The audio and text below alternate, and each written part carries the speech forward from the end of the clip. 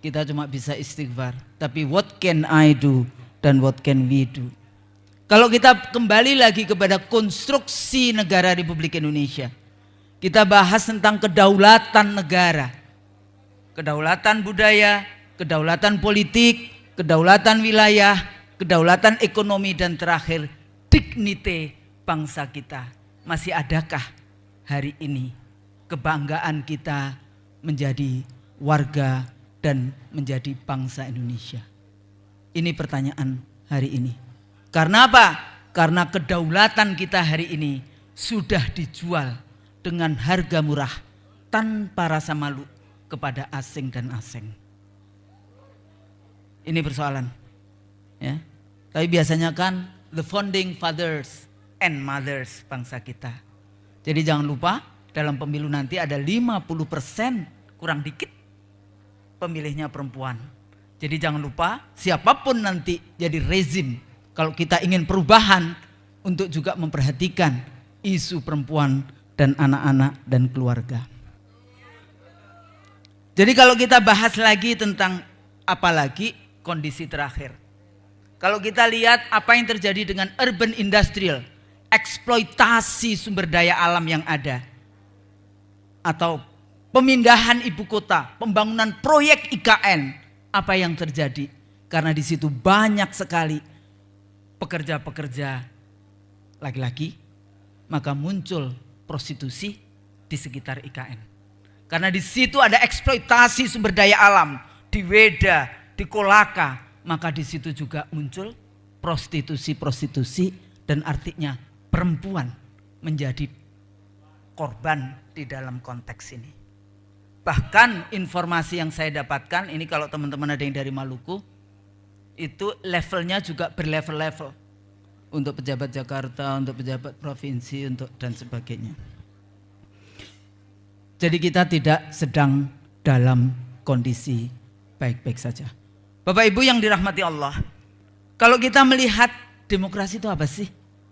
Kenapa kita ngikut demokrasi? Atau kalau kita baca demokrasi seperti baca ayat Al-Quran seperti itu. Tanpa kita mau mempelajari apa itu demokrasi. Paling tidak kalau saya menggunakan definisi ini, itu definisi yang bisa kita gunakan bersama-sama. Pertama, di dalam demokrasi di situ ada kompetisi perubahan kekuasaan tanpa kekerasan, excluding the use of force. Nggak boleh.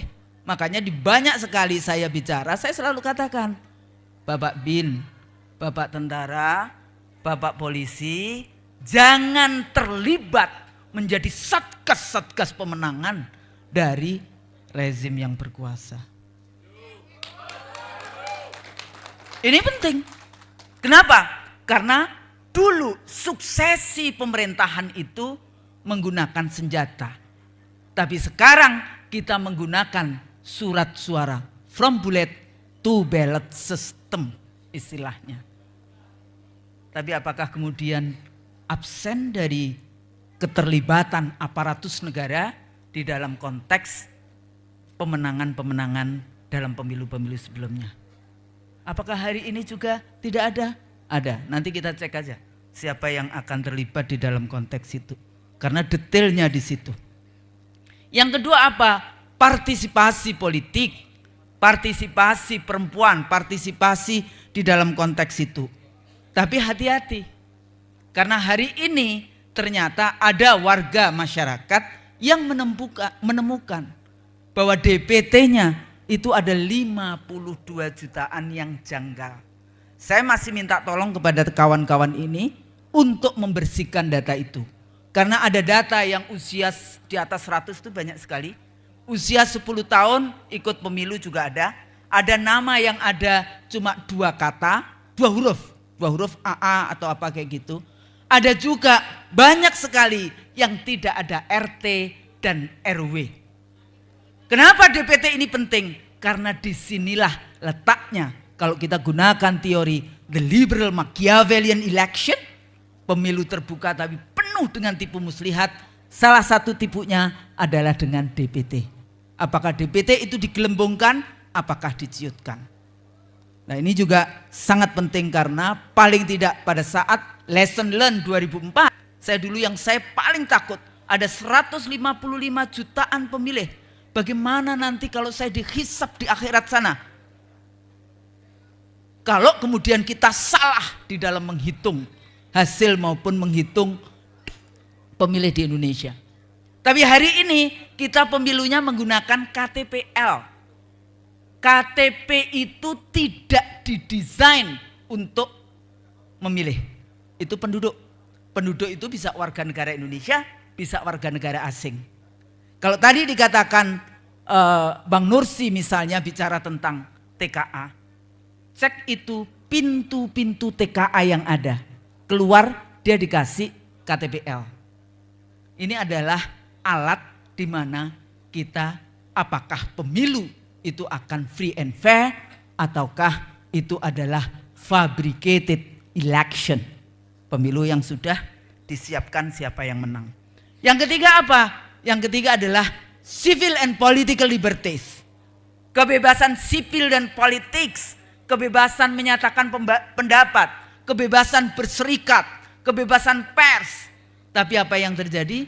Kalau ibu-ibu, bapak-bapak di sini agak sedikit berbeda dengan, boleh nggak ngomong istana, berbeda dengan rezim yang berkuasa, maka Anda akan dibawakan pasal-pasal dan kemudian harus pergi ke pengadilan dan akhirnya dipenjarakan. Bukankah demikian?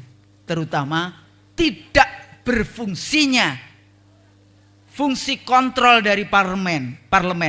Tidak berfungsinya parlemen sebagai oposisi dari eksekutif, tidak berfungsinya yang namanya balance of power yang ada di Republik ini. Akhirnya oposisinya ya seperti bapak-bapak dan ibu-ibu di sini yang disebut sebagai non-parliamentary opposition. Sehingga dengan mudah dikeluarkan pasal-pasal, ditangkap, hati-hati juga. Kalau kita slip of the tongue, Anda bisa dibawa oleh pasal-pasal. Nah, oleh karena itu, what can I do? What can we do di dalam membangun, menyongsong pemilu halal 2024? Hari ini ada beberapa kelompok. Ada beberapa kelompok gerakan. Pertama, ada kelompok yang menginginkan kembali ke Undang-Undang Dasar 45. Kita tidak perlu yang namanya menghalangi mereka. Bebas mereka. Yang kedua, ada kelompok yang ingin revolusi bebas, asal non-violence. Kok ada revolusi yang non-violence? Adalah revolusi non-violence. Yang ketiga kelompok siapa? Yang ketiga ada kelompok yang menginginkan pemilu, suksesi, perubahan politik, perubahan rezim dengan cara-cara yang halal supaya barokah. Tapi apa cuma kelompok itu saja? Enggak. Ada kelompok yang menginginkan 3 periode. Ada kelompok lagi yang menginginkan pemilu ditunda sampai 2027. Tapi yang paling sulit yang harus kita hadapi adalah kelompok yang akan menggunakan segala cara untuk membuat pemilu curang. Jadi nggak gampang ibu-ibu, siap nanti di mana? Kita berada di mana? Ya. Nah, apa saja yang harus dilihat? Pertama adalah siklus penyelenggara pemilu. Hari ini belum ada KPU provinsi, KPU kabupaten kota yang dilantik. Bawaslu provinsi, kabupaten kota yang dilantik. Ini nanti baru sampai semuanya itu kira-kira Januari 2024. Pertanyaannya, kira-kira pejabat baru anggota KPU provinsi, kabupaten kota, Bawaslu provinsi, kabupaten kota yang baru beberapa bulan dilantik, kira-kira adigang, adigung, adiguno sok tahu jadi pejabat atau dia faham apa amanah dari penyelenggara pemilu secara konstitusional. Pertanyaan, apalagi kalau kita bahas tentang proses rekrutmen penyelenggara pemilu. Nah ini persoalan. Walaupun di dalam diskusi di WA Group ketua KPU-nya, saya kemana-mana selalu bawa kain kafan. Alhamdulillah, jadi Anda ingat mati. Jangan sampai ada suara rakyat yang kau pindah-pindahkan di dalam konteks itu. Ya, itu pertama. Regulasi, alhamdulillah kemarin Mahkamah Konstitusi sudah memutuskan. Cuma pertanyaan saya, ini yang ahli hukum. Memangnya sistem pemilu itu portofolionya Mahkamah Konstitusi? Itu bukan tugas Mahkamah Konstitusi. Suka-suka DPR, karena semua sistem yang ada menurut ilmu politik bisa demokratis. Gak ada urusannya dengan Mahkamah Konstitusi. Tugas Mahkamah Konstitusi adalah pertama, pembubaran partai. Kedua, sengketa hasil pemilu. Sayangnya Mahkamah Konstitusi terjebak kepada sengketa Mahkamah Kalkulator. Itu pun tidak dilakukan dengan jurdil, luber dan jurdil. Padahal dalam Undang-Undang Dasar kita, pemilu harus dilaksanakan dengan luber jurdil. Nah ini persoalan. Apakah itu tugasnya Mahkamah Konstitusi? Lah anggota DPR-nya partai politiknya sendiri, kenapa mesti membawa ke Mahkamah Konstitusi? Anda mau tertutup, terbuka, tertutup, terbatas, sistem distrik, sistem itu semuanya bisa demokratis. Bahkan dengan hereditary system aja bisa saja demokratis. Hereditary kan negaranya, kepala negara. Kepala pemerintahan masih bisa dengan pemilu Perdana Menterinya. Dan ternyata di seluruh dunia ini kepala negara yang dipisah dengan kepala pemerintahan itu yang lebih adil makmur. Kalau di kuliah saya itu saya jelaskan semua negara di dunia. Yang berikutnya apa? Anggaran pemilu. Anggaran pemilu zaman saya dulu 565 ribuan TPS, anggarannya 7,3 triliun 3 kali pemilu. Hari ini berapa Bang Nursi? 76 triliun 3 kali pemilu. Ya. Nah, berikutnya lagi kotak kardus yang digembok. Do you think we have a trust? Do we have a trust kepada penyelenggara pemilu dengan seperti itu? Nah, di sini letaknya juga peletakan dasar. Kalau kita bahas tentang dasar politik administrasi penyelenggaraan pemilu, itu sudah dilakukan oleh KPU 2004. Kalau saya ngomong kayak gitu di TV biasanya dihina-hina. Tapi bangsa ini tidak pernah mau belajar dari anak bangsanya sendiri. Ini persoalan. Pemilu 2004 dulu anggaran kita 3 kali pemilu 7,2 triliun. Pertama kali kita punya database penduduk dengan 12 variabel termasuk data penyandang cacat, ya. Dan kita contek itu sistem dari Australia, dengan karena Australia itu pemilunya compulsory voting sehingga data pemilihnya terbaik di dunia, dan kita punya di 2004. Siapa itu programnya? KPU. Siapa yang mengerjakan? BPS. Hari ini cara pandang dari para birokrat hanya sebatas proyek. KPU membuat dengan harga 427 miliar. Kemudian 8 Desember 2004 diserahkan kepada Kemendagri, dan kemudian di pemilu berikutnya ada DP, dulu P4B jadi DP4, harganya pemutakhiran 3,8 triliun. Pemilu berikutnya IKTP, harganya 5,8 triliun. KPU masih minta 1,6 triliun untuk pemutakhiran itu. Pertanyaannya, siapakah yang mengerjakan koreksian, revisi dari data-data pemilih itu? Korporasi, swasta, dalam negeri, luar negeri. Dulu luar negeri sempat ikut. Kira-kira data kita hari ini di mana? Kalau tadi Bang Nursi bicara tentang One Health Policy, kalau kita bicara tentang satu sehat, di manakah data kita di dalam satu sehat itu disimpan? Nggak tahu. Singapura, Washington, Hong Kong, atau di mana? Waktu itu pada saat saya menjadi ketua divisinya, saya katakan tidak boleh ada orang asing. Kenapa? Karena waktu itu kita bahas tentang juga the war on terror. Terorisme di Indonesia. Apa yang dilakukan dengan mudahnya database kita diakses oleh orang asing. Maka Anda tinggal diambil. Maka data itu dengan mudah. Siapa ini namanya? Anda kalau menjadi lawan politik itu bisa dihilangkan dengan cara-cara yang kita tidak fahami dengan baik. Jadi kalau kita bahas evaluasi pemilu 2019 bagaimana? The liberal Machiavellian election. Ada data pemilih yang beda antara presidential election dengan legislative election. Waktu itu klaimnya sampai 16 juta.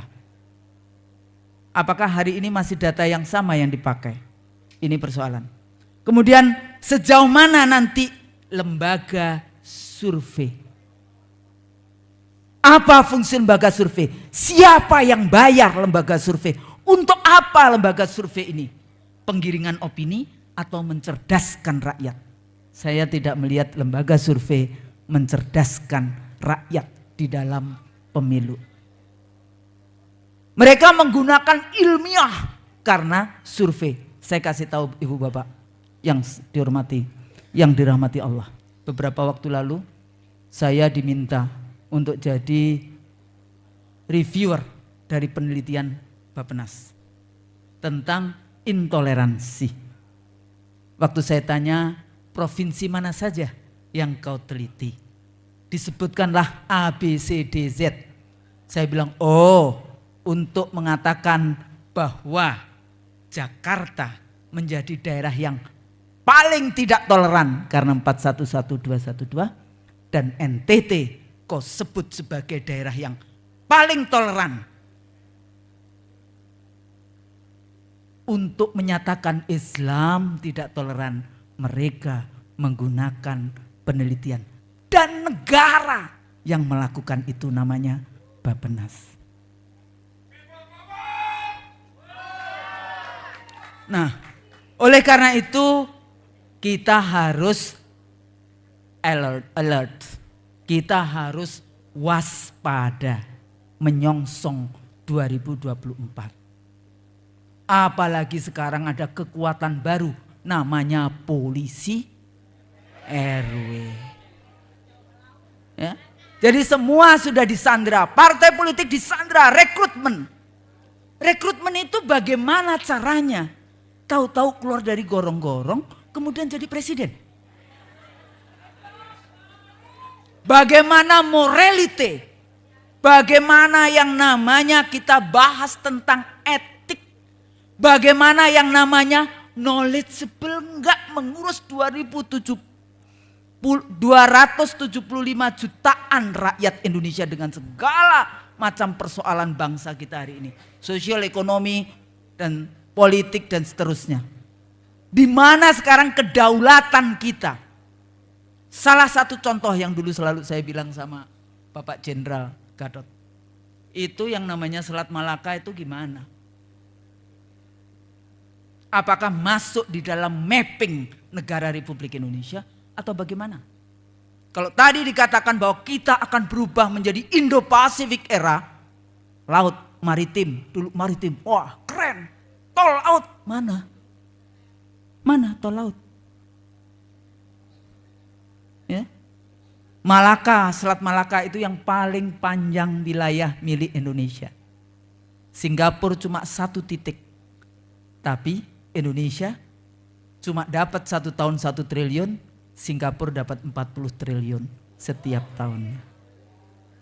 Karena Singapura menggunakan teknologi dan sebagainya. Tapi pada saat kapal Jepang tumpah minyaknya di situ, yang kena denda negara Republik Indonesia. Sudahkah kita berdaulat hari ini? Jadi ini Sandra. Kalau kita bahas demokrasi, demokrasi ini sebetulnya alatnya siapa? Demokrasi yang kita praktekkan ini demokrasi model apa? karena demokrasi modelnya banyak. Tapi dengan popular vote ini sebetulnya model demokrasi liberal. One vote, one person, one value. Ya, demokrasi liberal. Bagaimana kita menghitung suara-suara Bapak Ibu di ruangan ini dengan rata-rata pendidikan di Indonesia cuma SMP kelas 2 semester 1. Jadi memang setelah perjanjian Tordesillas, setelah jatuhnya Turki Utsmani 3 Maret 1924, itu memang ada kontestasi ideologi yang luar biasa. Munculnya modern nation state yang sebetulnya sekularisme. Makanya hari ini kalau kita bahas tentang bagaimana kita selalu harus pisahkan agama dan negara, the separation between state and church, itu adalah gerakan Protestanisme di Eropa Barat untuk memisahkan antara negara dan agama. Tapi pada saat yang sama kalau kita bahas tentang Katolik gimana? Ada Katolik, kalau Anda Katolik ya, ada nggak di sini yang datang dari Katolik? Maka Anda punya 2 kewarganegaraan. Pada saat Anda dibaptis, Anda menjadi warga negara Indonesia dan Anda menjadi warga negara Roma Vatikan. Tapi kenapa kalau kita ngomongin khilafah Islam pasti kita dibilang teroris dan sebagainya. Bapak Ibu yang dirahmati Allah, jadi what can I do, what can we do? Siapkan semuanya ya. Di dalam konteks itu eratkan barisan ini untuk kita supaya tidak mudah ditipu muslihatkan.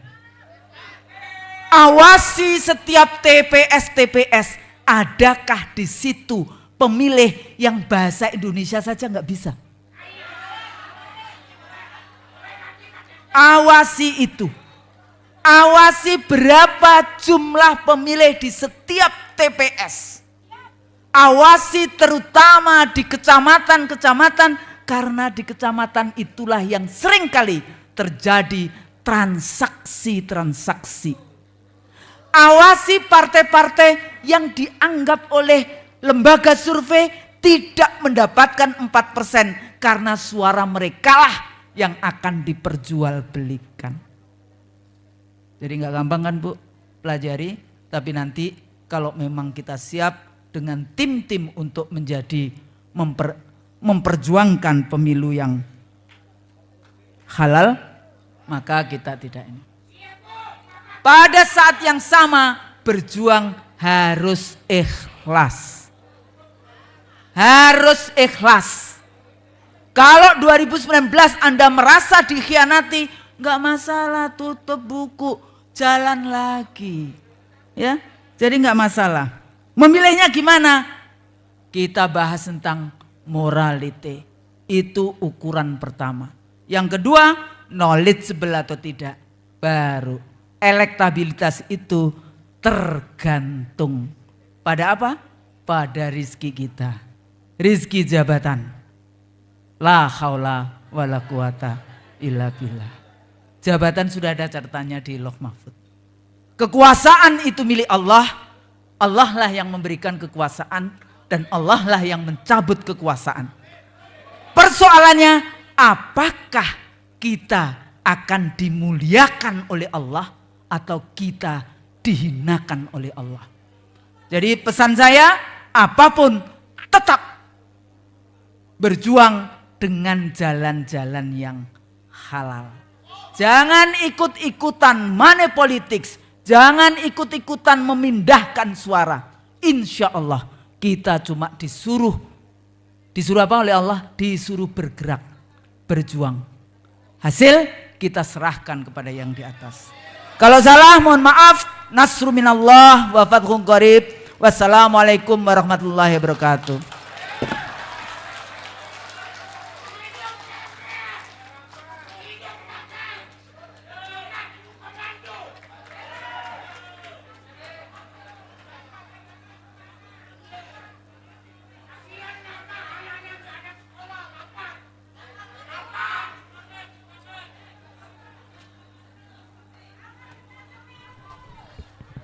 Terima kasih Profesor Dr. Husnul Maria. Oke, itu yang teriak-teriak udah sholat asar belum?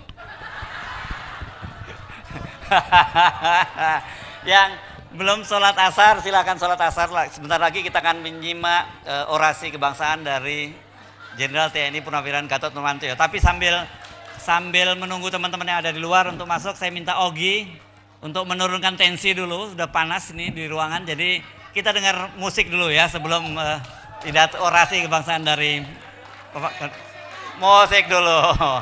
Mau orasi juga setengah menit.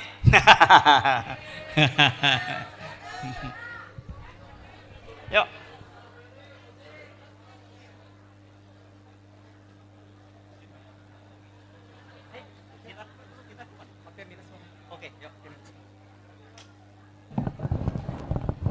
Assalamualaikum warahmatullahi wabarakatuh.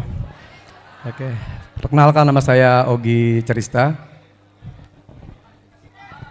Pemimpin adil, ganti presiden nanti lagu keduanya. Pak. Oke.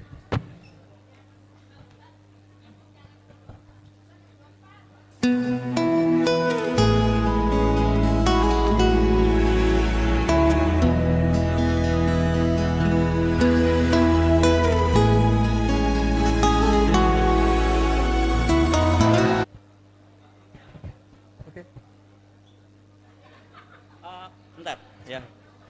Oke, sambil mempersiapkan musiknya, ya, saya ada pengumuman sedikit bentar ya, Ogi ya. Jadi ini saya ditemukan ada KTP atas nama Maria Ulfa, ya. Ini namanya jelas perempuan. Jadi kalau ada yang merasa kehilangan KTP dan tiket pesawat, mohon bisa menghubungi saya di bawah panggung. Oke, silakan.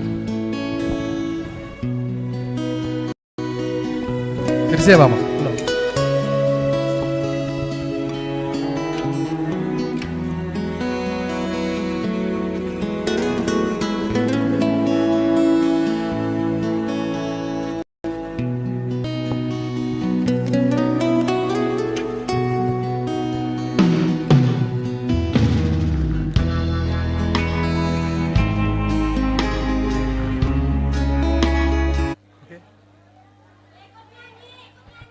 Mau ikut nyanyi, Bu?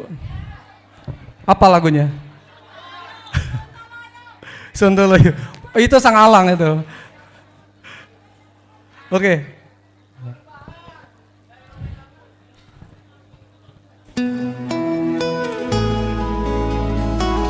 Pemimpin adil. Lagu ini lagu renungan untuk seorang pemimpin.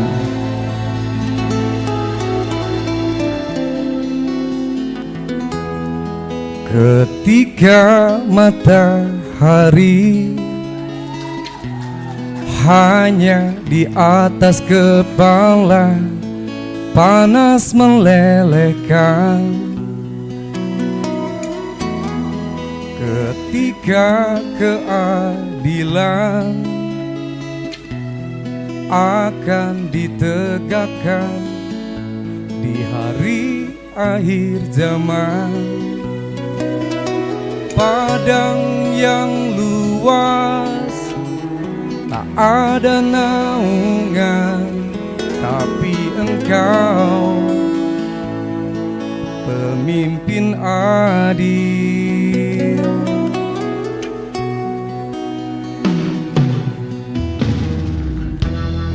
Setiap manusia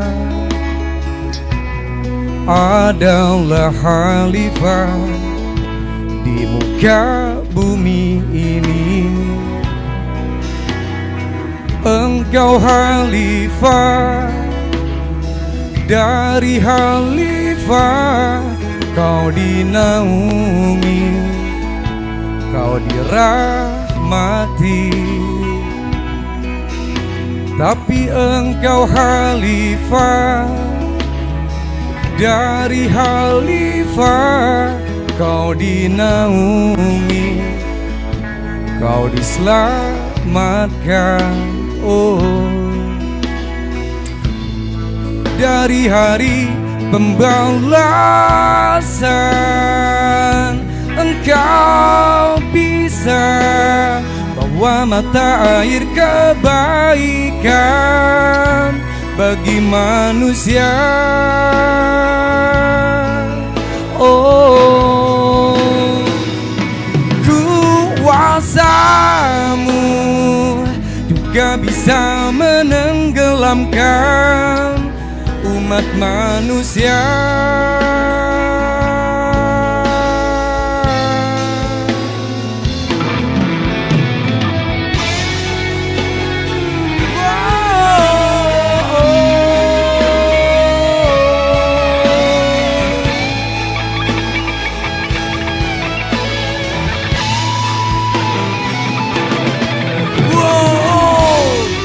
Tak ada bateranu, tak ada penyelamat, maka adillah kau pemimpin.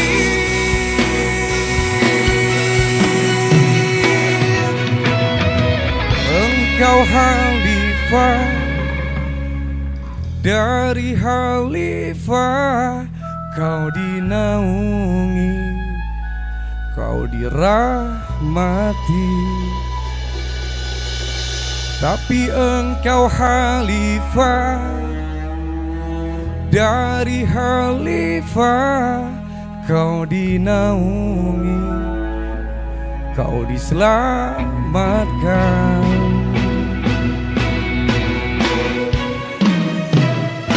Engkau bisa bawa mata air kebaikan bagi manusia. Oh, kuasamu juga bisa menenggelamkan umat manusia.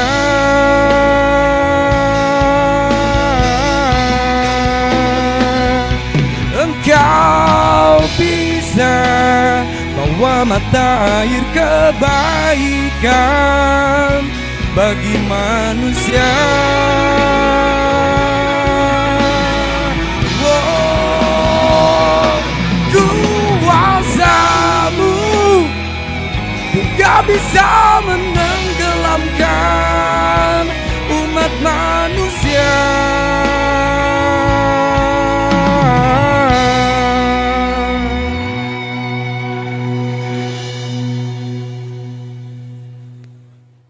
Tapi engkau khalifah dari khalifah, kau dinaungi, kau diselamatkan. Oke, 2024 ganti presiden. Mari kita nyanyi bersama ibu-ibu ya, mungkin. Ibu-ibu, bapak-bapak yang ingin ganti presiden. Oke, langsung. Ganti presiden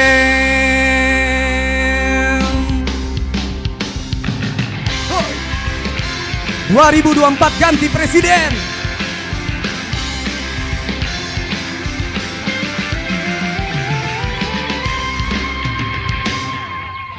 (2024) ganti presiden.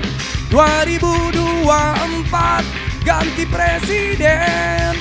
Pasti ganti presiden. Pasti ganti presiden. Konstitusi atur 2 kali masa jabatan pemimpin negeri. Tak boleh diperpanjang lagi. Cukup sudah 2 kali. 2 kali, Bu. 2024 ganti presiden. 2024 ganti presiden. Pasti ganti presiden. Semuanya apa-apa?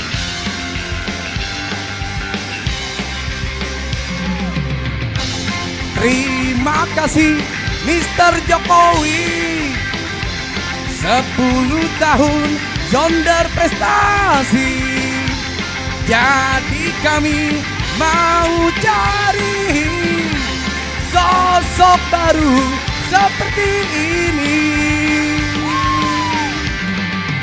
Presiden benci korupsi dan tak takut oligarki.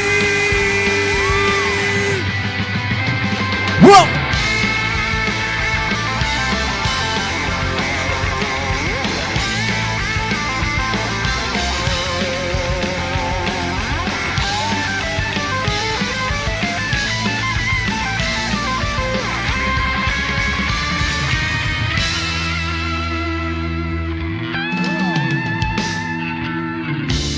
Kami ingin seorang pemimpin.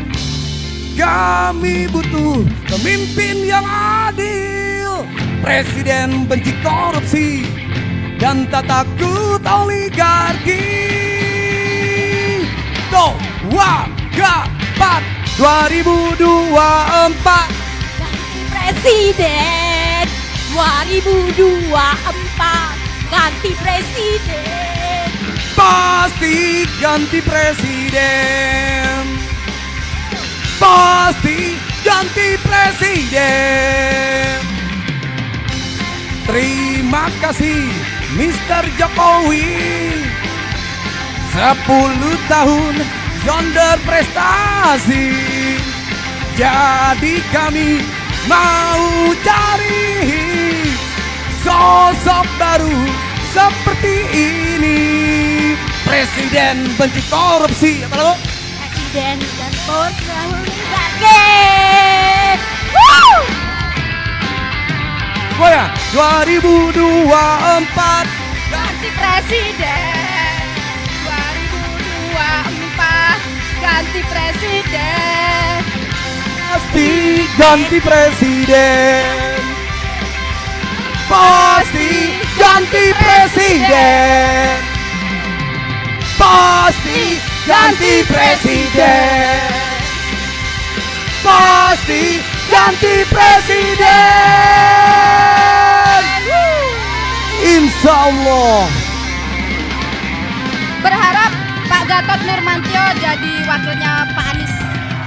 Oke, terima kasih banyak. Silakan kembali ke tempat lagi. Saya kira tapi kalau lihat syairnya ada perlu sedikit diedit ya. Ada yang sedikit diedit, bukan ganti presiden. Ganti rezim kata Bang Yani tadi ya. Jadi coba tolong dipikirkan Ogi, kalimatnya sudah tidak kontekstual lagi kalau ganti presiden. Ganti presiden sudah pasti ya tahun 2024.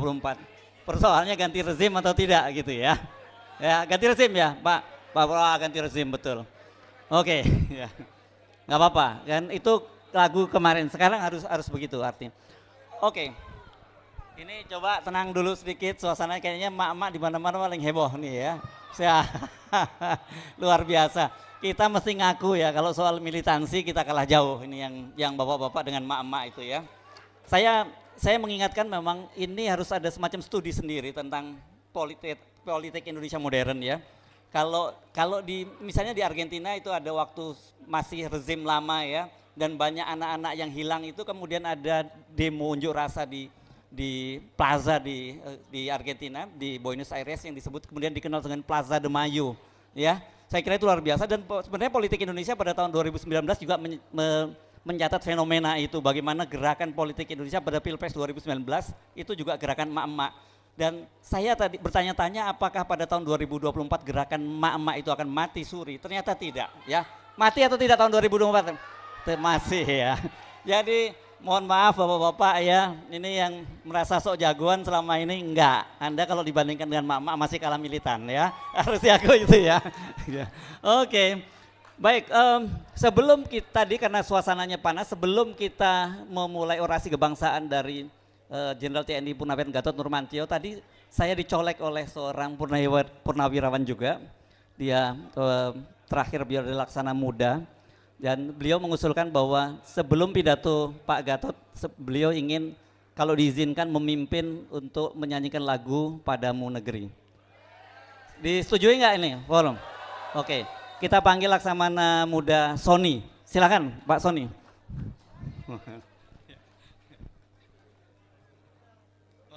Ini kelihatannya satu angkatan dengan Pak Narko ya? Pak Narko ya? Enggak? Oh di bawahnya, di bawah Pak Narko. Oke, ya. Silakan kalau langsung memimpin lagu pada menteri. Assalamualaikum warahmatullahi wabarakatuh. Langsung aja, mohon berdiri semuanya. Satu. Memang kan kita hadir untuk itu. Saya yakin Pak Gatot dan semua yang hadir untuk ini. 1, 2, 3.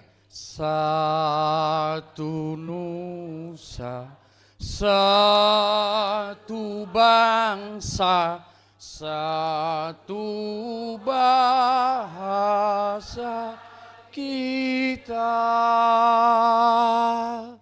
Tanah air pasti jaya untuk selama-lamanya. Indonesia,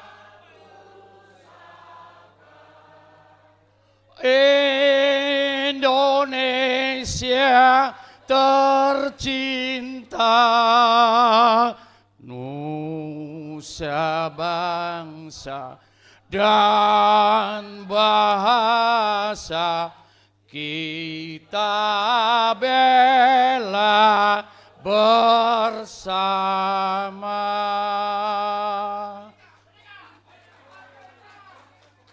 Kita hening berdoa untuk kejayaan bangsa dan negara kita. Wabil khusus Muslim. Al-Fatihah.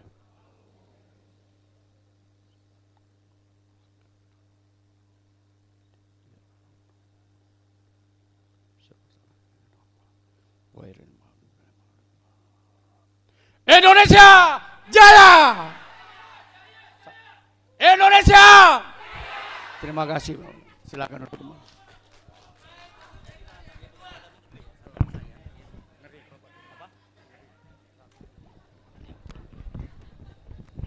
Lagunya tadi di menit terakhir diubah oleh Pak Sony, katanya satu nusa satu bangsa, katanya lebih kontekstual ketimbang lagu yang rencananya Padamu Negeri. Nanti mungkin ada momen tersendiri. Ya, silakan. Oke, ibu-ibu dan bapak-bapak hadirin baik yang ada di ruangan ini di Convention Hall Al Jazeera di kawasan Polonia dan juga para hadirin yang menyimak di berbagai seluruh channel. Saya lupa ini banyak sekali channel yang menyiarkan acara kita hari ini dan saya kira mungkin lebih dari 10 channel YouTube, saya tidak bisa sebutkan satu persatu.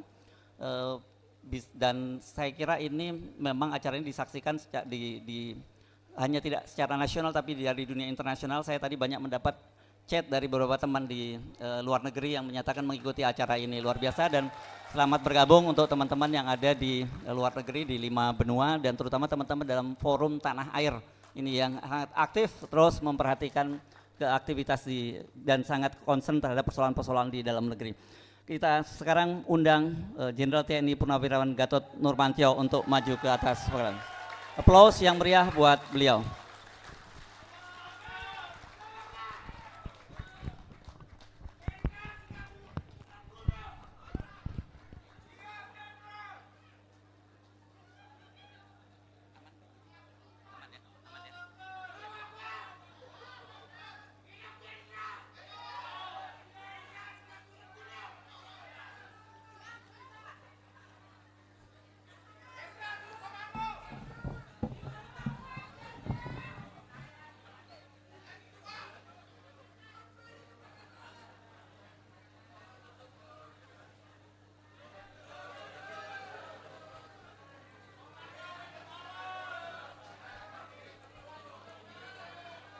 Assalamualaikum warahmatullahi wabarakatuh. Bismillahirrahmanirrahim. Alhamdulillah wa syukurillah. Wala haula wala quwata illa billahil. Allahumma shalli ala sayyidina Muhammad wa ala ali sayyidina Muhammad. Saudara-saudaraku sekalian, saya mengajak kita bersyukur kehadirat Allah Subhanahu wa taala, Tuhan Yang Maha Esa, bahwa Allah lah yang merakkan hati kita sehingga kita berangkat dari rumah ke sini, dan Allah pula yang melindungi kita sehingga kita bisa sampai di sini, dan atas ridho Allah Subhanahu wa taala pula kita bisa bersilaturahim di sini. Semoga apa yang kita lakukan di sini sebagai iman dan takwa kepada Allah Subhanahu wa taala, Tuhan Yang Maha Esa.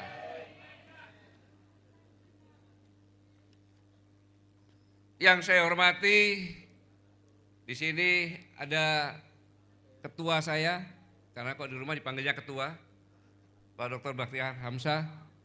Ada banyak sekali profesor di sini, pembicara Pak Profesor Nur Hayati Assegaf, Presiden Parlemen Wanita Dunia. Ada Prof. Hafiz, para alim ulama, para tokoh-tokoh agama, ada yang saya salut, beliau saya lupa namanya, tapi saya sebutnya Prof. Sri Pejuang luar biasa, Profesor Adi Sparrono. Kalau sudah bicara kalah anak muda itu. Kemudian Profesor Husnul kemana tadi? Oh ada ya, itu ceritanya lucu. Waktu kolonel dia kenal sekali sama saya dengan singkatan GN. Tidak pernah ketemu, sering disebut-sebut. Begitu saya jadi Panglima TNI pensiun, baru tahu wajah saya. Oh ternyata yang saya sebut Pak GN itu adalah saya gitu. Beliau masih di KPU, kalau ada masalah IT termasuk yang bongkar di Borobudur, ada pagi-pagi Golkar, Jambu, PDI, Blimbing dan sebagainya, itu atas perintah beliau suruh membongkar. Dan lahirlah Undang-Undang ITE, dan itu pula lah yang menjerat Dr. Syahganda Nainggolan, Dr. Baru Anton Permana, dan Jumur Hidayat. Itu zamannya Bung Husnul loh.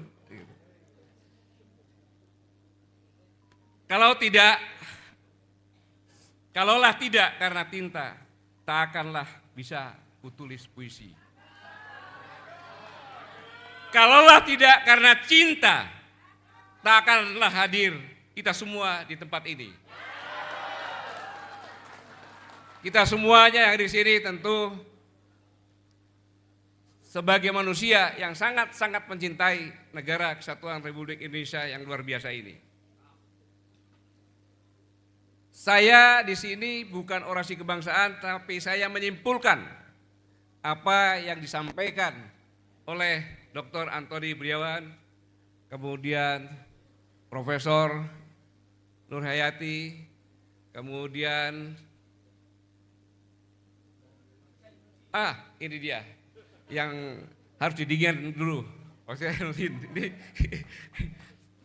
Kemudian Prof. Husnul dan yang Dr. Badila, itu harusnya berurutan tuh sampai puncaknya beliau itu sehingga meledak-ledak. Dan siapa lagi? Udah deh, konteks yang sudah. Sudah ya, cukup ya. Semuanya luar biasa sehingga saya berkesimpulan bahwa riuhnya temperamen perpolitikan menjelang Pilpres 2024 yang dikatakan tadi, ini semakin hari semakin nampak tidak terkontrol. Semakin hari. Di mana-mana melontarkan akidasi, provokasi hanya untuk kepentingan masing-masing. Jauh dari edukasi. Saya ulangi, jauh dari edukasi. Nilai-nilai kemanusiaan yang tertanam dalam norma etika, estetika sama sekali ditinggalkan. Dan ini semuanya, norma-norma ini semuanya seolah-olah hilang. Seolah di Indonesia nggak ada norma-norma ini. Diterkam oleh ambisi, saling berebut jabatan, saling berebut kekuasaan.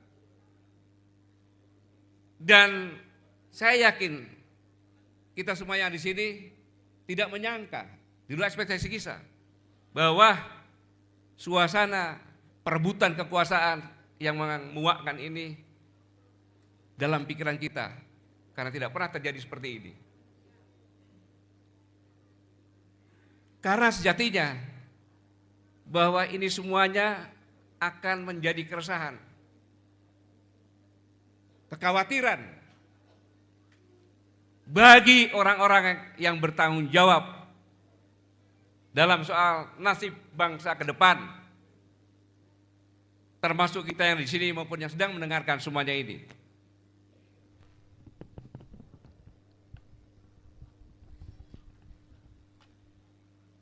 Karena setiap hari kita disuguhi sebuah sinetron. Sinetron berjudul keserakahan, kerakusan, saling serang, saling caci, saling maki antara politisi hanya dalam merebutkan jabatan dan kekuasaan yang sudah begitu tampak sangat vulgar, tanpa malu-malu, tanpa rasis sedikit pun. Sebenarnya mereka juga tidak sadar atau benar-benar sadar bahwa ini akan ditanggung oleh nasib bangsa dan negara ke depan.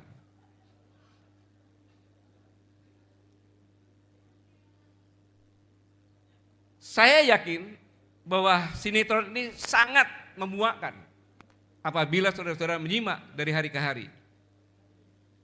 Apalagi ditonton oleh kaum agamawan, ulama, pendeta, pastor, yang mereka semuanya selalu berpegang pada norma-norma ketuhanan Yang Maha Esa, norma-norma etika dan estetika.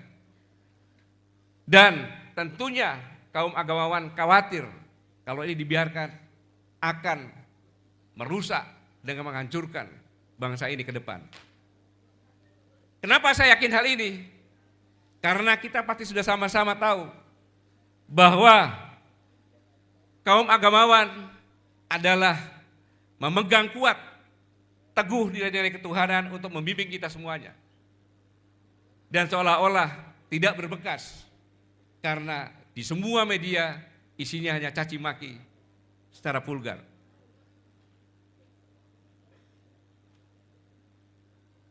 Pertanyaannya adalah, apakah para agamawan bisa nyaman hidup di negeri ini yang kondisinya seperti ini? Tentu mereka semuanya merasa gerah. Dan yang lebih lagi, mereka pasti berpikir, apa yang harus saya lakukan untuk menyelamatkan bangsa ini? Untuk menyelamatkan rakyat ini. Bahkan, semuanya melihat para elit politik sibuk mengurus masalah koalisi. Sementara di sisi lain tidak terlihat tentang kerja nyata yang real dalam menjawab persoalan kemiskinan yang setiap hari selalu digeluti oleh rakyat pada umumnya. Mereka tidak berpikir itu. Dan kaum intelektual pun pasti sama. Mereka khawatir karena mereka punya pengetahuan. Mereka bisa memprediksi ke depan apabila ini terus terjadi. Dan saya yakin mereka pun berpikir bagaimana jalan keluar yang baik demi menyelamatkan bangsa ini. Pemikiran-pemikiran politikus provokatif pasti akan minta persatuan dan kesatuan. Dan dengan apapun juga, mereka ini mempertontonkan hal-hal yang tidak senonoh, yang menjijikkan dan memuakkan. Dan politisi sekarang ini sangat tidak mustahil bisa lepas dari hukum kausalitas, yaitu hukum sebab dan akibat. Bahwa apa yang dilakukan sekarang ini pasti kita akan menuai buahnya, baik itu yang kita lakukan baik maupun jelek. Seperti yang tersirat dalam surat di Al-Quran 99 ayat 78. Maka barang siapa yang berbuat amal kebajikan walaupun sebesar atom, sangat kecil sekali, pasti nanti akan dilihatnya. Demikian pula sebaliknya, barang siapa yang berbuat kejahatan walau sebesar atom, maka pasti nanti akan dilihatnya juga. Begitulah ketetapan hukum Sang Pencipta yang mustahil bisa dirubah oleh manusia apapun juga, dengan tenaga dan cara apapun juga.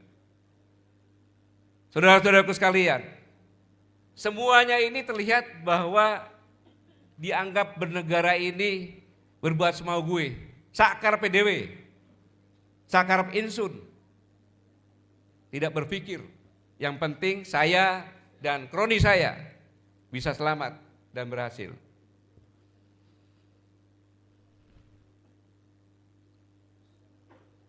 Tetapi yang lebih menyedihkan lagi, saudara-saudara sekalian, bahwa apa yang dipertontonkan para politisi ini tentunya akan dilihat oleh generasi muda milenial.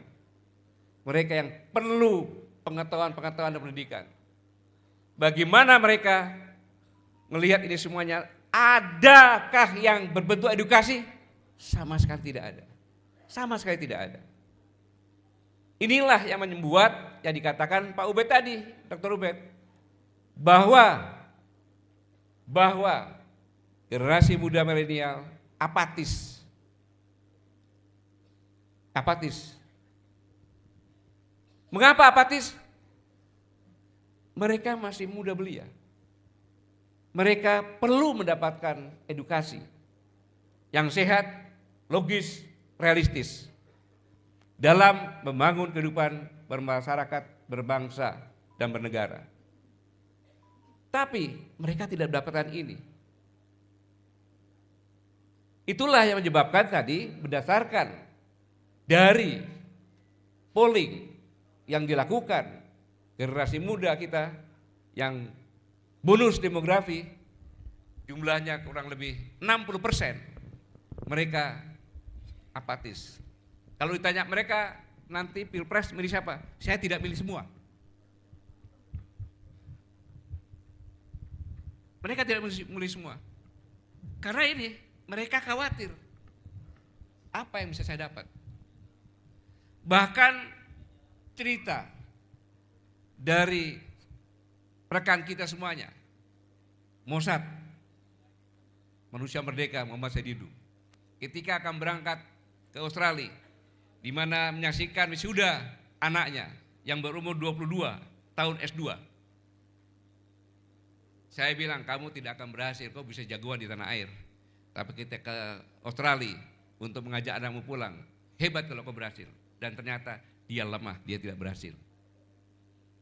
Hanya karena pernyataan anaknya saja. Apakah kalau saya pulang ke Indonesia, saya bisa berkarir dan karir saya dihargai dan saya bisa bersaing dengan kemampuan profesionalisme yang saya tekuni? Bapaknya tidak bisa menjawab. Dan akhirnya dia pulang sendiri ke sini. Dan ini bukan hanya satu, banyak. Mungkin dari sini semua yang punya anak susah dibawa pulang ke tanah air. Mengapa demikian saya katakan ini sangat berbahaya saudara-saudara? Karena demokrasi harus berafiliasi dengan sosiologi atau dengan mayoritas. Saya tidak primordial loh ya, saya tidak primordial. Tetapi ini adalah kesepakatan kita. Bahwa kita adalah negara demokrasi. Kalau 60%, taruhlah setengahnya, berarti 30% tidak memilih. Maka yang siapapun yang jadi presiden, dia tidak memiliki legalitas. Maka demokrasi itu berafiliasi dengan mayoritas. Maka pemilihan presiden, gubernur, bupati semuanya 50+1 jadi mayoritas. Sama juga, banyak orang bertanya, Pak, nanti ada yang dikriminalisasi supaya tidak maju. Di sini saya ingatkan, saya yakin orang yang paham tentang politik tidak berani. Mengapa? Karena kalau yang maju hanya dari rejim, Menteri Pertahanan dan Gubernur Jawa Tengah, berarti kaum oposisi itu tidak terwakili, sangat berbahaya. Ini sangat berbahaya. Saya bicara bukan saya kampanye, saya bicara ini adalah teori. Ini adalah sebuah teori. Kita akan mengalami hal yang sulit. Karena demokrasi dimanapun di dunia, pasti antara rejim yang mengendalikan demokrasi itu bermasalah. Besar kecilnya tergantung disiplin atau tidak berdemokrasi. Apabila yang mengendalikan demokrasi tidak disiplin, goyangan makin keras di rakyat. Itulah oposisi sebagai pengontrol. Semakin demokrasi dikriminalisasi, semakin besar lagi oposisinya. Itu hukum, itu teori. Jadi tidak usah bicarakan. Saya yakin elit-elit politik tidak berani melakukan ini. Karena akan bermasalah terus dalam sepanjang perjalanan bangsa ini. Karena tidak mungkin yang kecil mengkooptasi yang besar. Itu akan melanggar hukum energi dalam demokrasi.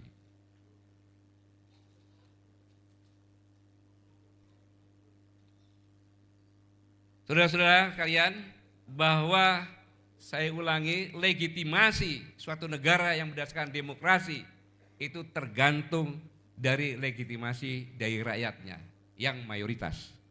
Itu kunci. Kalau yang menang yang tidak mayoritas sangat berbahaya. Demokrasi tidak akan berjalan. Pasti sibuk dengan kekacauan-kekacauan yang ada.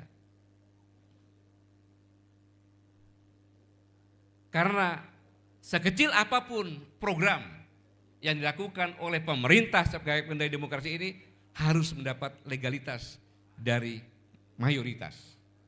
Tanpa itu tidak akan jalan. Kita bisa melihat program-program IKN, ya kan? Kereta cepat, berat karena legalitasnya tidak ada. Oleh karena itu maka kedaulatan rakyat itu amat sangat penting. Saya ulangi, kedaulatan rakyat amat sangat penting. Sangat berbahaya kalau partisipasi para kaum milenial yang 60% ini dalam pemilu sangat minim. Berarti legalitas siapapun yang menang tidak akan kuat. Inilah yang saya pikir kita harus mulai membangkitkan seperti yang dikatakan Dr. Ubaid lagi. Ini sangat berbahaya. Dan ini data ini dari Pak Laude ini, rektor dari Universitas IT yang di dunia hanya 5 ya, tidak lebih. Gitu. Mengapa? Karena generasi muda milenial dia mereka penerus, tulang punggung bangsa. Mereka yang bertanggung jawab terhadap jalannya negara ini yang akan datang. Kalau mereka tidak punya atensi sama sekali, sangat berbahaya.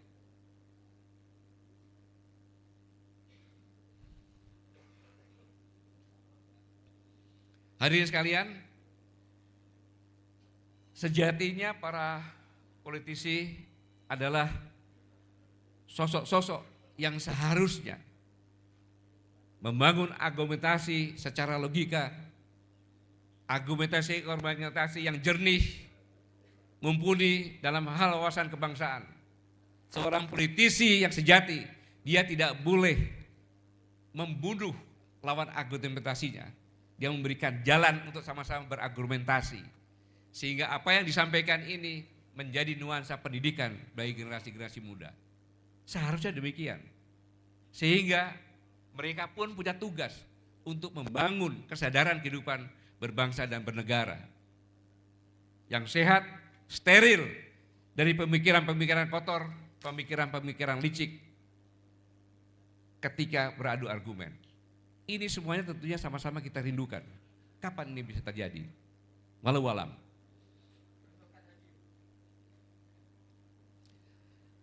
Saudara-saudara sekalian, sebagai politisi papan atas akan sangat tidak pantas dirinya kalau mengeluarkan kata-kata nyinyir, kata-kata kotor, kata-kata yang vulgar, menyerang secara personal terhadap lawan-lawan politiknya. Ini tidak etis. Ini yang selama ini kita saksikan.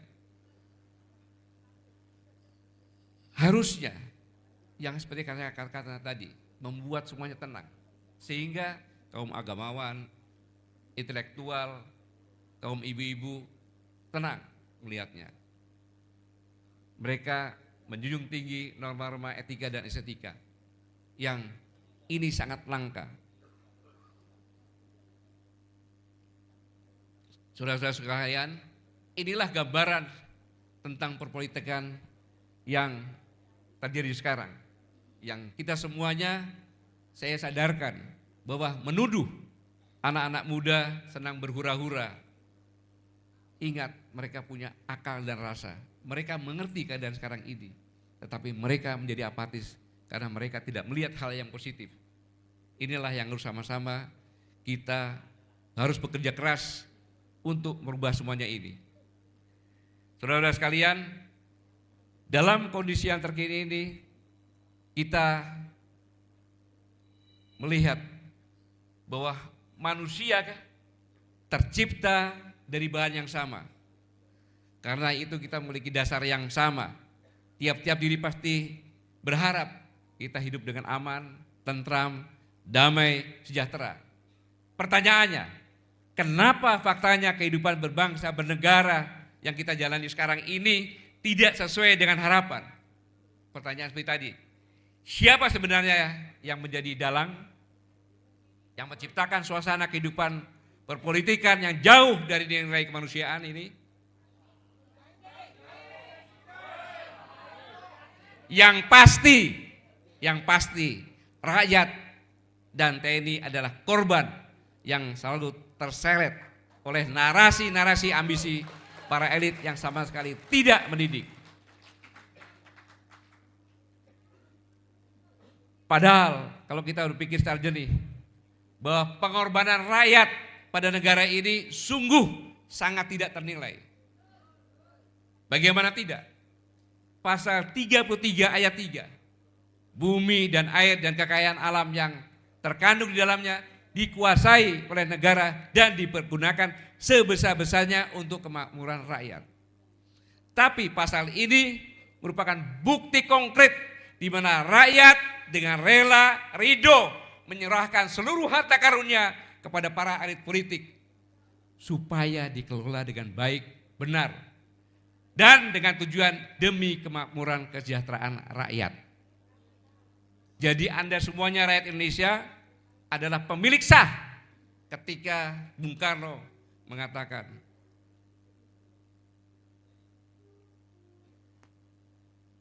proklamasi, dengan ini kami bangsa Indonesia, berarti rakyat semuanya. Yang menyatakan merdeka rakyat semuanya. Besoknya rakyat yang pemilik ini menyerahkan kepada elit politik untuk mengelola semuanya ini dan untuk kesejahteraan rakyat. Namun faktanya sekarang, benarkah sekarang ini rakyat telah hidup makmur? Benarkah sekarang ini rakyat telah hidup sejahtera?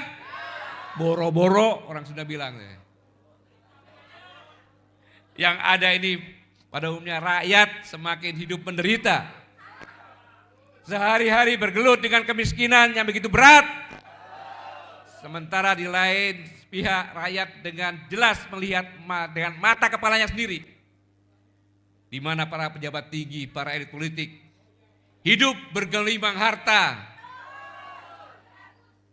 Yang kemungkinan besar harta tersebut pasti berasal dari harta karun rakyat juga. Pasti itu.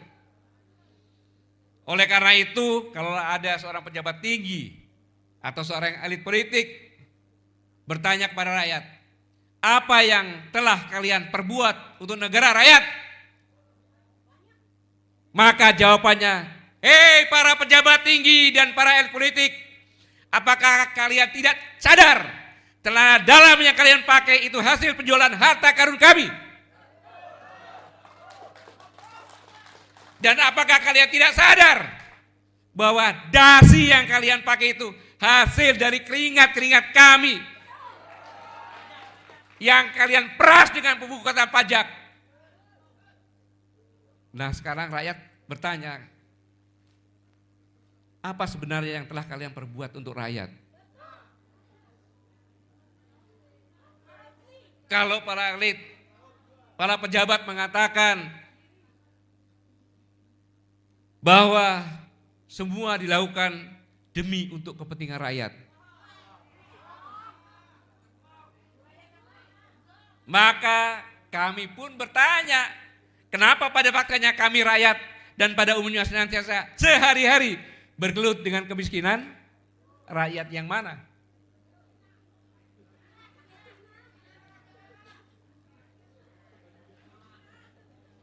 Para elit politik, para pejabat Kalaulah kalian mengatakan kami sudah memberi rakyat BLT dan bansos. Ya, rakyat harus mengatakan kami mengucapkan banyak-banyak terima kasih atas bantuan. Namun demikian, untuk kalian ketahui bahwa sebenarnya yang rakyat butuhkan bukan itu. Betul? Bukan bantuan bersifat aksidentil. Tapi yang rakyat butuhkan itu adalah sesuatu kebijakan yang secara sistematis dan otomatis bisa meringankan beban rakyat dalam mengakses apa-apa yang menjadi kebutuhan hidupnya sehari-hari. Bukan bansos, tapi sistem yang bergerak di mana meringankan apa yang dibutuhkan rakyat ada. Bukan kondisi yang sekarang ini ketika rekan-rekan kita Pak Anton, Pak Sahada Nenggola, Pak Jumur di penjara. Mereka mengatakan kepada saya, jangan kasihani kami. Ini tuh masih hidup tuh orangnya. Jangan kasihani kami katanya. Ini yang mengatakan mereka bertiga. Tapi kasihanilah rakyat kita yang di penjara. Hah? Di penjara maksudnya? Iya, mereka bebas di luar, tapi mereka tidak bisa mencari makan. Tidak bisa apa-apa. Lebih sedih mereka daripada kami di penjara. Tepuk tangan untuk mereka bertiga.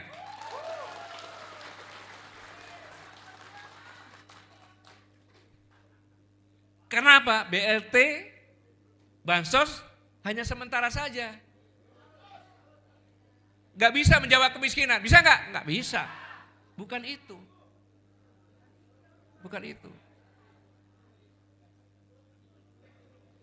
Hadirin sekalian, mungkin sering kita melihat bahwa tahun depan ekonomi kita meningkat. Kita sudah 5 besar. Jadi kita tidak di G20 lagi. Mungkin dibuat G5. Rakyat bilang, apa itu? Kamu aja ngomong seperti itu. Tapi saya tetap aja miskin. Pertumbuhan ekonomi bisa tinggi. Contohnya di Konawe. Pertumbuhan ekonominya 2 digit. Rakyatnya tetap miskin. 2 digit loh. 16, 17. Saya tetap miskin.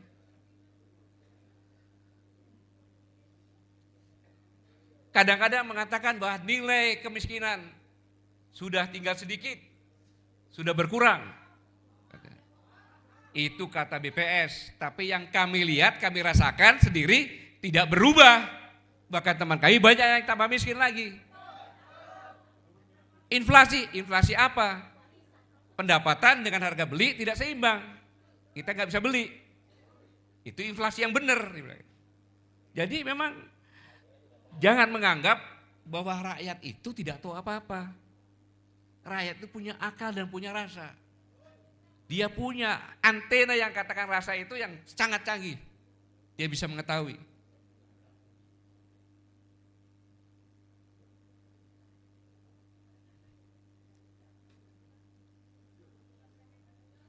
Inilah yang dirasakan rakyat di ujung-ujung sana. Yang perlu saya informasikan agar kita semuanya tergugah, terbangun, mengerti kondisi rakyat sebenarnya.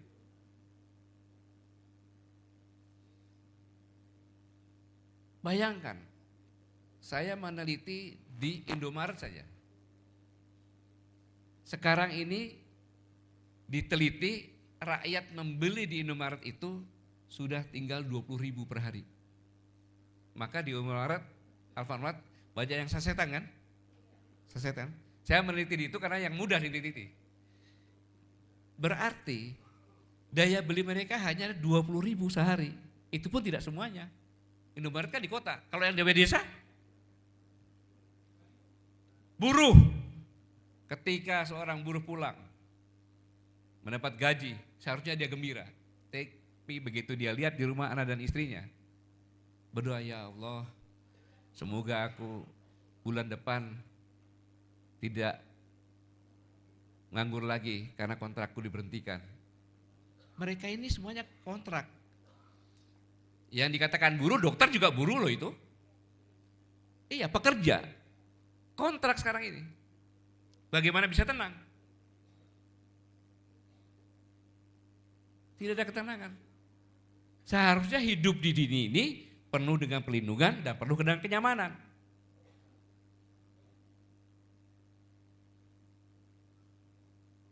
Dan kondisi rakyat sekarang mereka sendirian.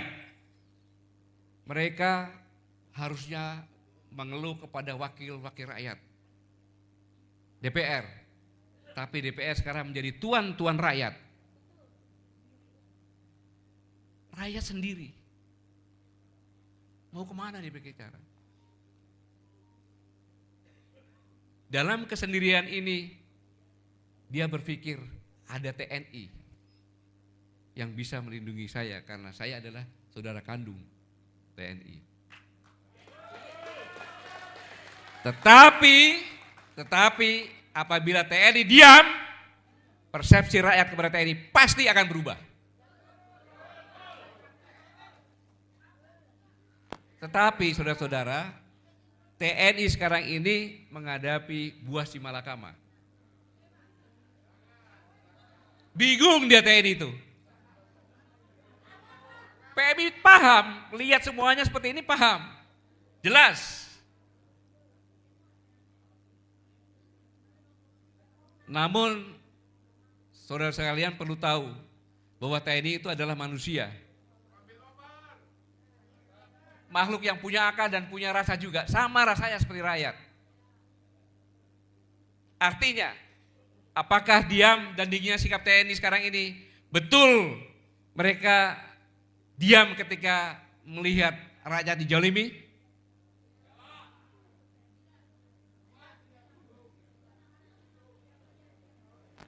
Tidak. TNI merasakan itu juga secara perasaan. Pasti. Apalagi kondisi nilai-nilai etika manusia tidak dijunjung. TNI punya rasa. Pasti. Tapi TNI pun dibatasi oleh aturan-aturan.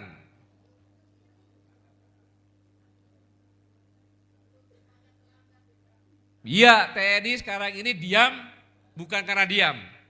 Mereka mengamati sambil mengukur waktu yang tepat untuk menentukan sikap.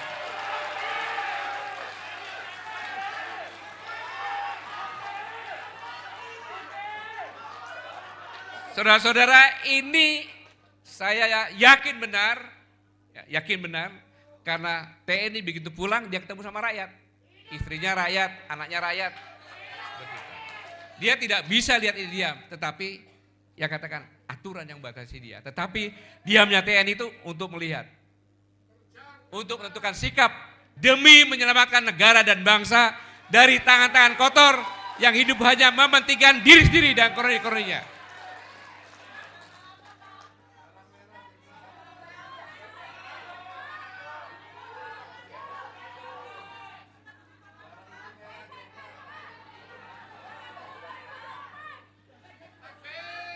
Saudara-saudara sekalian, sama juga semuanya kita paham bahwa negara kita adalah negara yang berketuhanan. Di luar negeri semuanya tahu itu. Di butir-butir Pancasila pun ada. Dalam hal seperti ini, dalam politik sekarang ini, nilai-nilai religi akan terdegradasi, akan hilang religi. Dan inilah tugas para agamawan yang sangat berat. Demokrasi dikriminalisasi bahkan.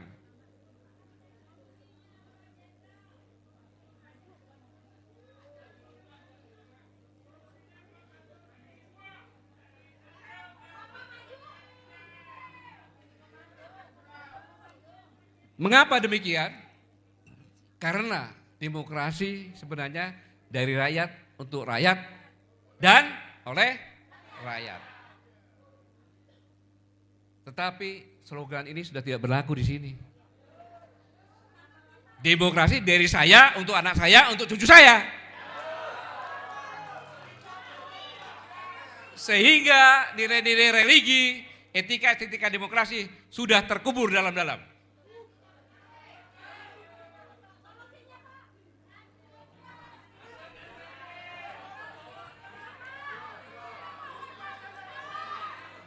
Saudara-saudara sekalian, sebenarnya itulah Dari rakyat untuk rakyat oleh rakyat itulah sebenarnya yang tercantum dirumuskan dalam bentuk konstitusi negara ini. Menjadi visi-visi negara yang untuk diperjuangkan bersama-sama. Lantas apa masalahnya? Ternyata sekarang ini slogan tersebut menjadi sangat tidak layak diucapkan lagi, saya katakan tadi. Karena semuanya hanya untuk kepentingan pribadi dan kroni-kroninya masing-masing.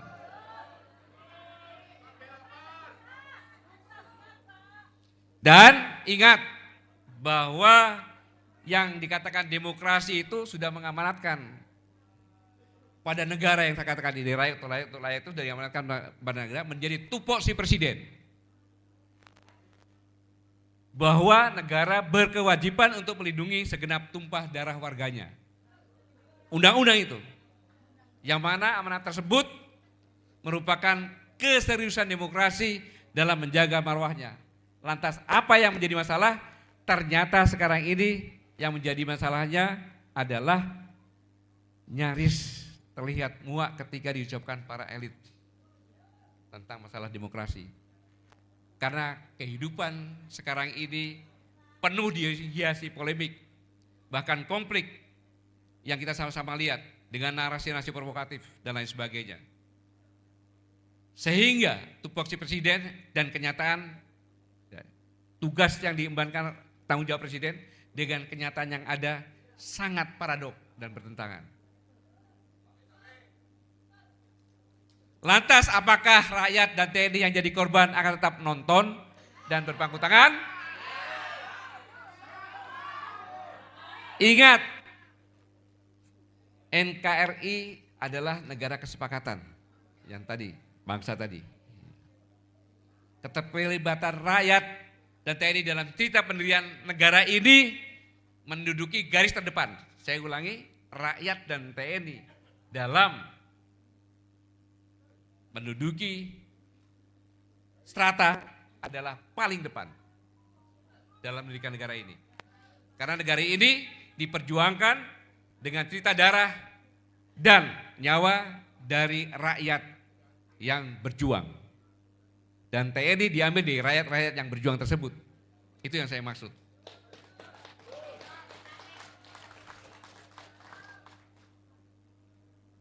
Dengan kata lain, bahwa eksisnya negara ini banyak ditebus dengan cerita cucuran darah, nyawa para pejuang. Seperti Cut Nyadin, kemudian Singa Mangaraja, Tuanku Imam Bonjol, Pangeran Diponegoro, Sultan Hasanuddin, sampai dengan Kapiten Patimura dan pahlawan lainnya. Mereka adalah para pejuang-pejuang yang tidak rela melihat rakyatnya tertindas, dijalimi oleh kolonialisme. Dan sekarang cerita itu adalah menjelma menjadi TNI. Itulah TNI di mata rakyat sebagai warrior, sebagai pahlawan. Lalu bagaimana kondisi sekarang ini? TNI. Kalau saya mau umpamakan bahwa TNI dan rakyat itu dengan perjodohan. TNI adalah prianya yang harus melindungi. Dan rakyat adalah wanitanya yang harus dilindungi. Ketika rakyat terjelimi, lalu bagaimana si pelindungnya itu? Itu pertanyaan yang sangat menggelitik.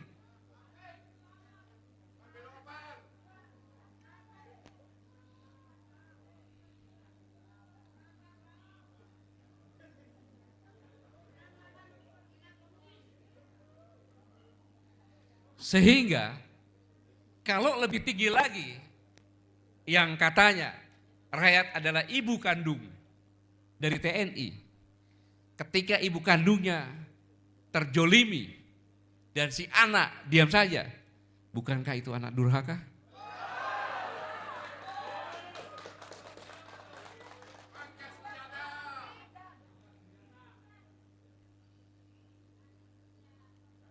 Saya mengingatkan saja bahwa TNI dan rakyat dan rakyat pada umumnya tadi sudah menyerahkan semuanya.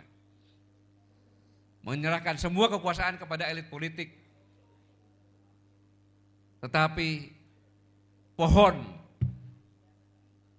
harta ini sekarang untuk menjadi rebutan antar elit politik dalam memperkaya dirinya sendiri. Sementara TNI dan rakyat yang menjadi garda terdepan dalam memperjuangkan negeri ini, nasibnya terkatung-katung, laksanakan majikan yang semua hartanya habis dirampok maling. Habis dirampok maling. Saudara-saudaraku sekalian, ini sudah mau maghrib katanya. Jadi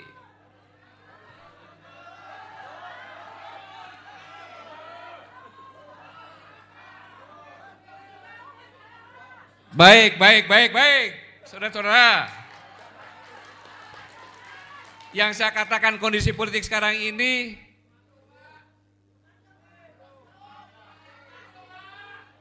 kita harus ingat kondisi seperti ini jadikan tonggak ya. Kita, kalau saya menjadi orang itu begini.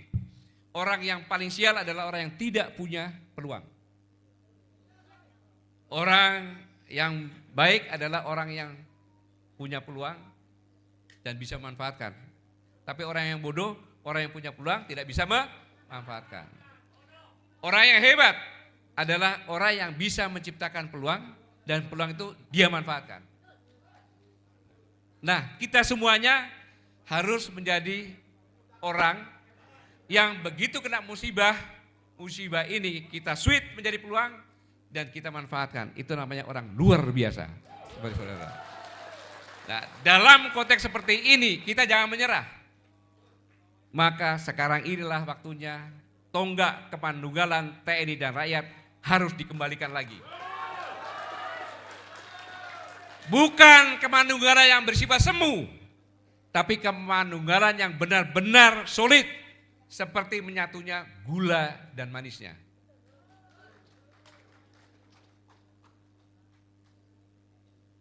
Serta bagaimana gigihnya membuat persatuan para pejuang yang saya ceritakan tadi menghadapi kolonial. Dan visi misi kepandunggalan TNI dan rakyat harus terbangun sekarang ini, mulai saat ini. Yaitu demi untuk meluruskan serta menegakkan apa yang menjadi prinsip-prinsip demokrasi yang sudah banyak dikriminalisasi oleh narasi-narasi ambisi elit politik yang sama sekali tidak punya rasa tanggung jawab.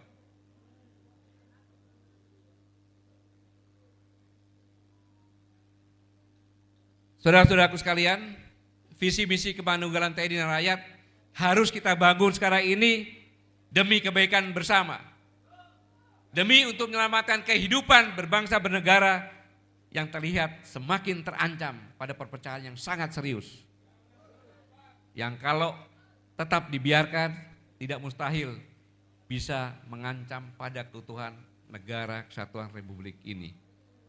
Intinya bahwa kepandunggalan TNI dan rakyat yang harus dibangun sekarang ini yaitu demi untuk mewujudkan visi misi negara, yaitu untuk memberi keadilan sosial, keadilan ekonomi, keadilan hukum, dan kesejahteraan rakyat. Tentu ini adalah visi negara yang senantiasa diharapkan dan dinanti-nanti oleh segenap lapisan masyarakat. Betul? Kepandunggalan yang arti secara filosofi adalah menjadi aspirasi rakyat. Apa yang menjadi aspirasi rakyat itu juga menjadi aspirasi TNI. Apapun yang tidak disukai rakyat terkait kebijakan pemerintah juga, maka itu adalah hal yang mesti menjadi tanggung jawab TNI untuk memperjuangkan penolakannya. Ya, TNI dan rakyat gak bisa dipisahkan, dari sejarahnya memang seperti itu. Karena memang TNI tumbuh dari rakyat, rakyat yang berjuang.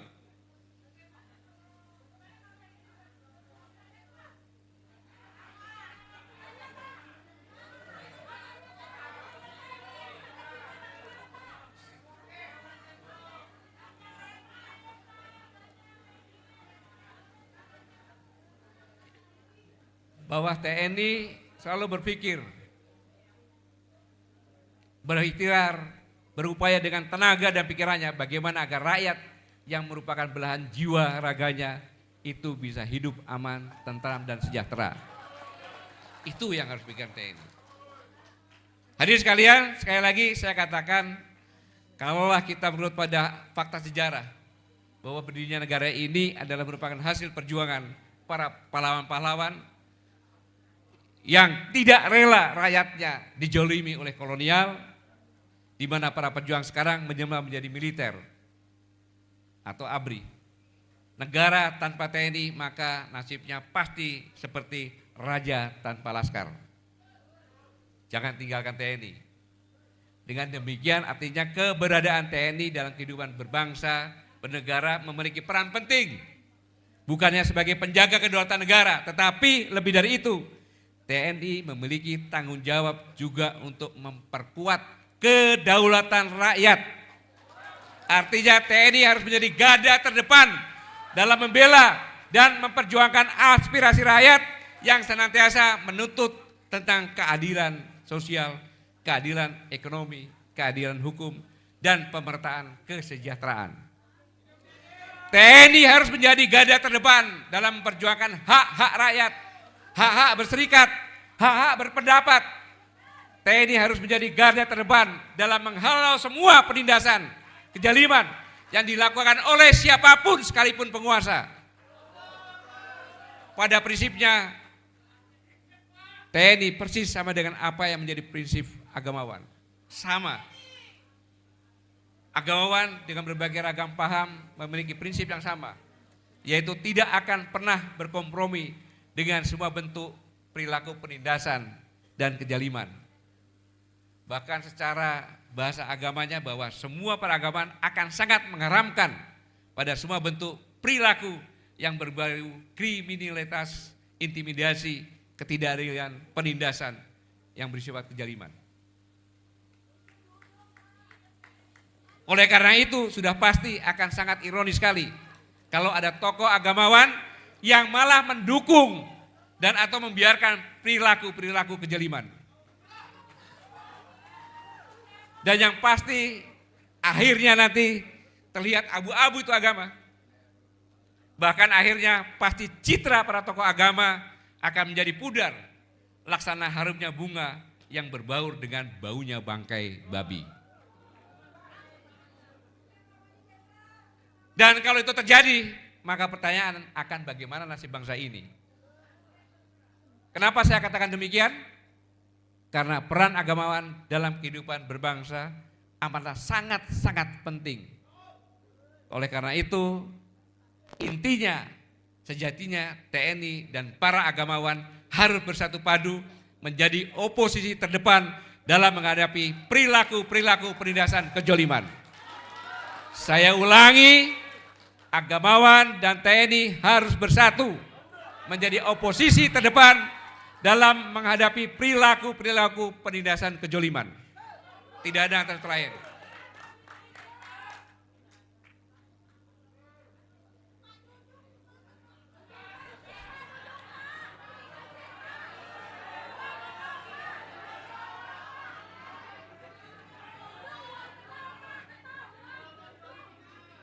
Saya hanya mengingatkan saja saudara-saudara sekalian, seandainya dulu tidak ada rakyat yang berjiwa pejuang, yang memperjuangkan, apakah negara ini ada? Enggak ada.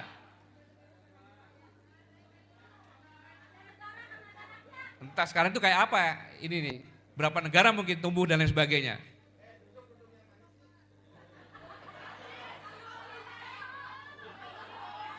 Berkat kejijian para pejuanglah, maka sekarang kita bisa duduk di sini. Negara ini masih berdaulat.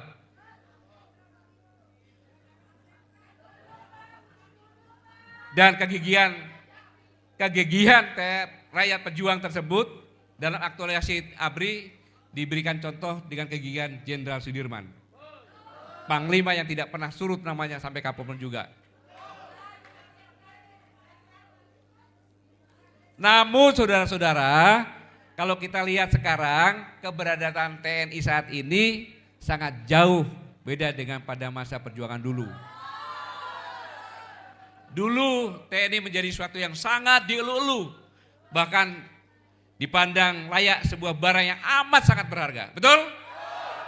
Sementara kalau kita lihat fakta hari ini, kasihan. TNI seperti dimarginalkan, dikebiri, atau seperti dikerdilkan. Kemanunggalan TNI sama sekali tidak terlihat.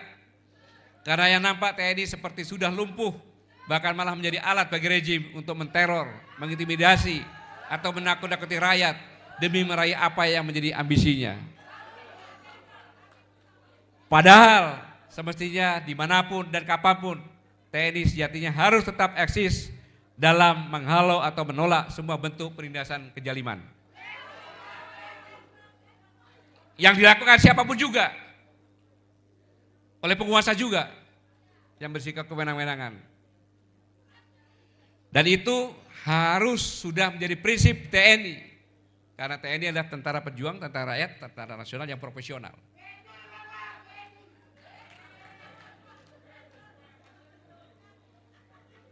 Yang sifatnya sangat tidak mengenal kompromi terhadap semua bentuk penindasan kezaliman. Kalau kita berkaca dengan teori tauladan Jenderal Sudirman, maka semestinya prinsip TNI harus tetap konsisten dalam mengharamkan untuk menjadi penjilat, apalagi menjadi antek-antek rejim yang nyata-nyata banyak melakukan penindasan kezaliman pada rakyat. Justru TNI harus mampu mengedukasi, TNI harus mampu mengedukasi rakyat. Bagaimana yang benar dalam membangun hidup berbangsa dan bernegara. Sesuai sistem demokrasi yang sama-sama telah kita sepakati bersama. Pola edukasi TNI harus benar-benar elegan, logis, realistis, sehingga bisa diterima setiap kalangan dan bahkan layak diadopsi oleh lembaga akademisi dimanapun berada. Karena itu peran TNI bukan hanya sebagai penjaga kedaulatan negara, tapi lebih dari itu TNI harus bisa mendorong semua elemen dan atau semua lembaga negara untuk menciptakan ekonomi yang berkeadilan, penegakan hukum yang berkeadilan, dan pemerataan kesejahteraan. Itu yang harus dilakukan TNI. Namun demikian perlu diketahui oleh semua lapisan masyarakat bahwa TNI harus tetap setia, taat, dan patuh pada pimpinan, termasuk kepada presiden. Yang konsentrasi, yang konsisten dalam melaksanakan visi misi negara yang sudah terkandung dalam konstitusi.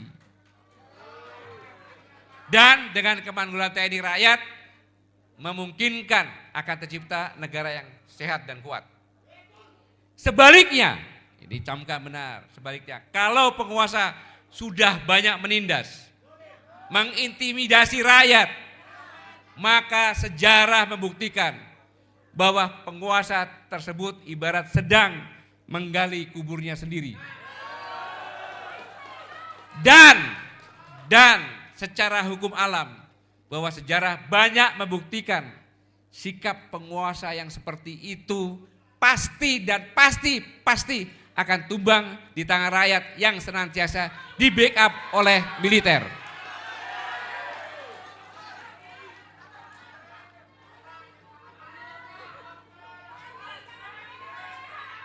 Saudara-saudara sekalian, semoga Allah Subhanahu wa taala selalu memberikan kekuatan kepada kita semuanya,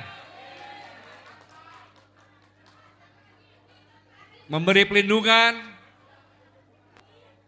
memberi kekuatan lahir dan batin untuk melanjutkan perjuangan hanya untuk negara kesatuan Republik Indonesia yang sangat-sangat kita cintai bersama. Sekali lagi terima kasih atas kehadirannya dan semoga apa yang kita lakukan hari ini merupakan amal ibadah.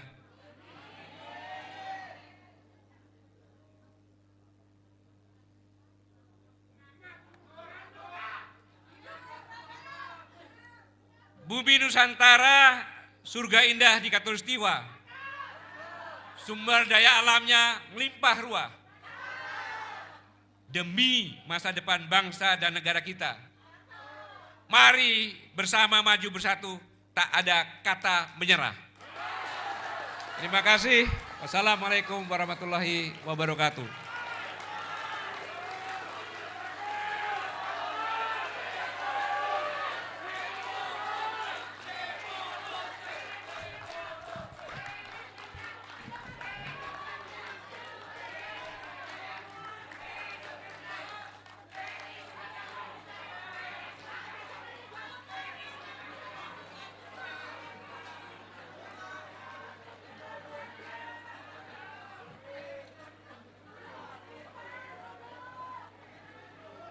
Baik, ibu-ibu dan bapak-bapak semua.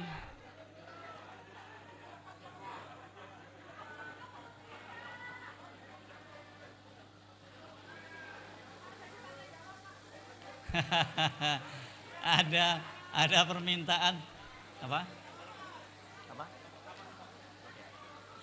Ya. Ada permintaan untuk sesi tanya jawab, tapi saya kira kita tidak punya waktu semua. Dan sebelumnya kami undang untuk para, ini gimana ngaturnya untuk foto bersama ini, bagaimana Cam? Apa?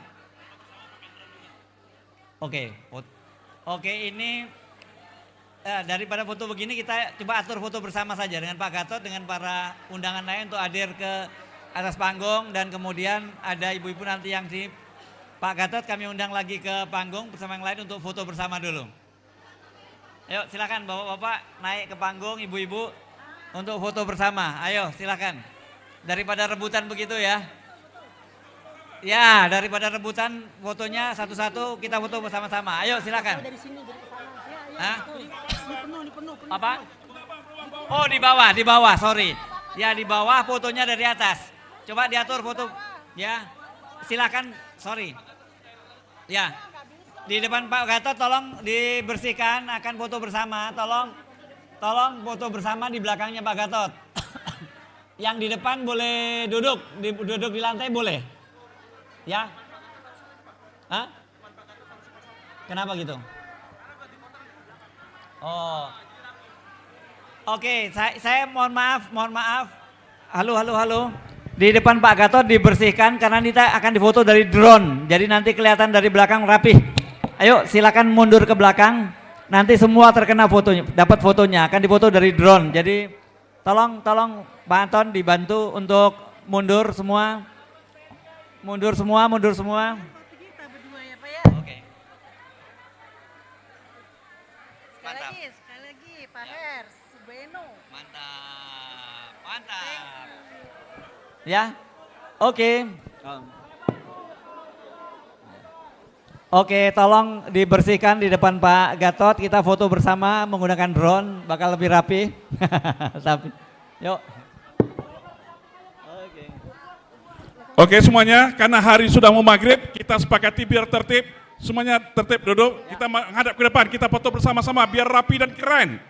Iya kan? Kalau kayak gini nggak keren ya, oke? Bapak turun. Ini fotonya saya ambilin semuanya, nanti bisa diambil di website, oke? Tunggu dulu, ibu-ibu, tunggu dulu. Ibu-ibu. Siapa yang cinta Pak Gatot, ayo duduk. Siapa yang cinta bangsa, ayo duduk. Yang cinta bangsa, yang cinta Indonesia, semua ayo duduk, duduk. Yang cinta Rasulullah, ayo duduk. Yang cinta Indonesia, ayo duduk. Yang cinta Pak GN dan cinta Indonesia, semua ayo duduk. Oke, hadap ke sini kita foto bersama, pasti keren. Oke, hadap ke sini, oke? Nanti bisa diambil di RH Channel fotonya semuanya, oke? Iya kan? Oke, 1, 2, 3. Ulang lagi. 1, 2, 3, lihat drone. Ayo kita tunjuk bersama Indonesia, kita tunjuk masa depan Indonesia. Ayo kita tunjuk, 1, 2, 3. Satu kali lagi, 1, 2, 3. Takbir! Takbir! Takbir! Terima kasih. Oke, terima kasih. Baik. Ada kecil lagi. Enggak bisa. Kalau kayak gini saya nyerah betul. Kawal-kawal. Bang, Ampun. kita langsung. Hah? Bapak pulang pelan-pelan biar. Nah, biar tertib, kita pulang tertib. Mohon yang keamanan dikawal Bapak kita ya. Ya, kita panitia sudah menyiapkan makan malam.